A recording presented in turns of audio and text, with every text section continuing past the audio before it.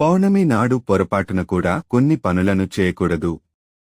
తెలిసి తెలియక కొన్ని పనులను చేయడం వల్ల సానుకూల ఫలితాలు రాకపోగా ప్రతికూల ఫలితాలు వస్తాయి. పౌర్ణమి రోజు పొరపాటున కూడా మద్యపానాన్ని, మాంసాహారాన్ని తీసుకోకూడదు.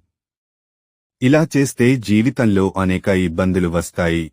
పౌర్ణమి నాడు జీవిత భాగస్వామితో గొడవలు పడటం మానుకోవాలి.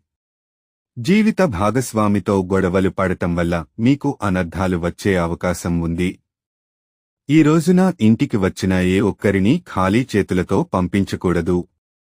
సహాయం కోసం మీ ఇంటికి వచ్చిన వారికి మీకు తోచిన మేరకు ఏదో ఒకటి దానం చేసి పంపించాలి.